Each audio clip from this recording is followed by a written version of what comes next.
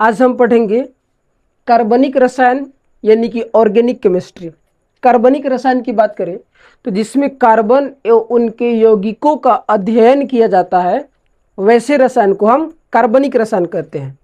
अब तक प्रकृति में 118 तत्वों की खोज हो चुकी है और 118 तत्वों में मात्र एक कार्बन एक ऐसा तत्व है, मात्र एक कार्बन तत्व में ऐसा गुण पाया जाता है जो शेष 117 तत्वों में वो गुण नहीं पाया जाता है। ठीक है, और उसी गुण के कारण जो है संसार में जितने भी पदार्थ है उन सारे पदार्थ में जो है 99.9% पदार्थ में जो है कार्बन पाया जाता है। हमारे शरीर में कार्बन पाया जाता है, जीव जंतु के शरीर में कार्बन पाए जाते हैं, पेड़ पौधे के शरीर में, मिट्टी में कार्बन पाए जाते हैं, फल सब्जी अनाज में कार्बन पाए जाते हैं, इस बोर्ड में कार्बन पाए जाते हैं, कपड़े में कार्बन पाए जाते हैं, मार्कर में कार्बन पाए जाते हैं। यानी कहने का मतलब संसार में जितने भी वस्तु है उनमें 99.9% वस्तु में जो है कार्बन पाए जाते हैं और ये कार्बन का एक अनोखा गुण है। ठीक है, सभी सजीवों के निर्माण हेतु एक अनिवार्य तत्व है। जितने भी सजीव है उन सारे सजीवों के निर्माण हेतु ये एक अनिवार्य तत्व है। कैसे? तो आइए इसको हम देखते हैं। देखिए, सजीव का जो निर्माण जो होता है, सजीव का निर्माण कोशिका से होता है। सजीव का निर्माण किससे होता है? कोशिका से होता है।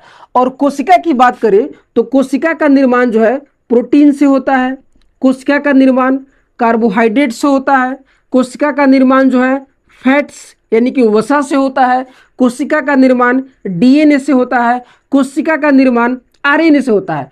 और ये जितने भी पदार्थ है ये सारे पदार्थ जो है कार्बनिक पदार्थ है। ये सारे पदार्थ क्या है? कार्बनिक पदार्थ है जिनसे कोशिका का निर्माण होता है और कोशिका से ही सजीव का निर्माण होता है। तो इस प्रकार हम कह सकते हैं कि सभी सजीव के निर्माण हेतु एक अनिवार्य तत्व है। देखिए, हमारे शरीर में बहुत सारे यौगिक होते हैं, लेकिन एकमात्र जल को छोड़कर सारे यौगिक जो है कार्बनिक यौगिक है। हमारे शरीर में बहुत सारे यौगिक हैं, लेकिन मात्र एक जल को छोड़कर सारे यौगिक जो है कार्बनिक यौगिक हैं।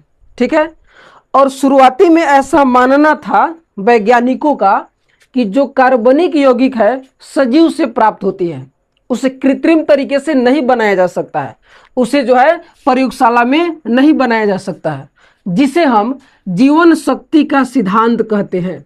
जिसे हम क्या कहते हैं? जीवन शक्ति का सिद्धांत। जीवन शक्ति का सिद्धांत क्या है?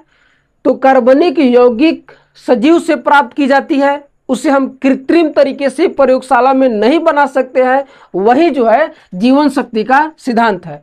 और जीवन शक्ति का सिद्धांत की बात करें तो 1815 ईस्वी में एक वैज्ञानिक थे बर्जिलियस।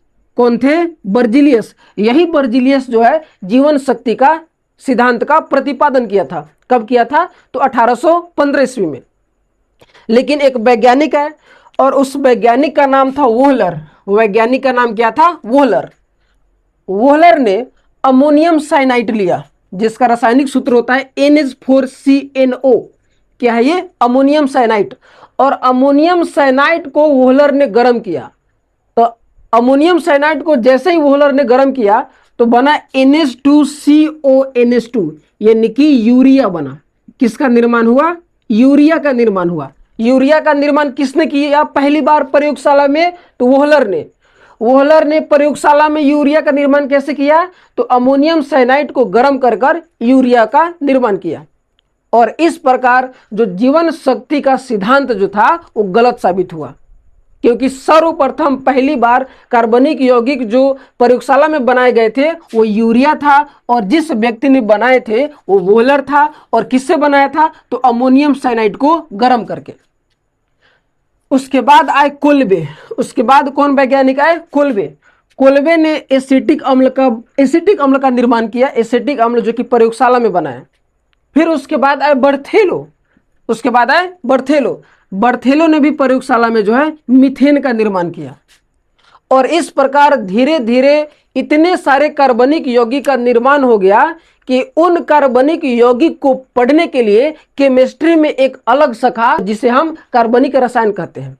और अभी वर्तमान में जो है 1,60,00,000 1,60,00,000 से भी ज्यादा जो है कार्बनिक यौगिक का निर्माण हो चुका है कृत्रिम रूप से प्रयोगशाला में।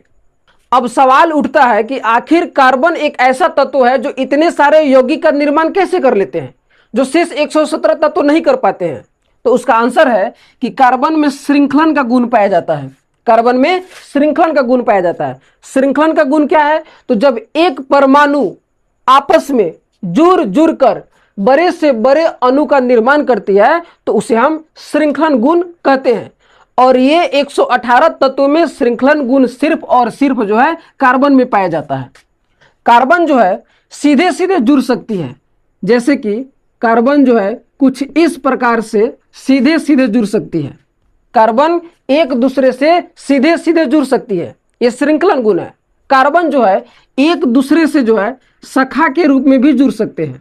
कार्बन जो है एक दूसरे से शाखा के रूप में भी जुड़ सकते हैं। ये देखिए, ये शाखा के रूप में है। और कार्बन में जो है कार्बन जो है एक दूसरे से बंद श्रृंखला के रूप में भी जुड़ सकते हैं। कार्बन जो है एक दूसरे से बंद श्रृंखलन के रूप में भी जुड़ सकते हैं। तो ये श्रृंखलन का गुण ये श्रृंखलन का गुण कार्बन में पाया जाता है। पहला श्रृंखलन गुण क्या है कि कार्बन एक दूसरे से सीधे रूप में जुड़ सकते हैं। कार्बन एक दूसरे से शाखा के रूप में जुड़ सकते हैं। और तीसरा श्रृंखला गुण क्या है कि कार्बन जो है कार्बन के परमाणु आपस में बंद श्रृंखला के रूप में भी जुड़ सकते हैं।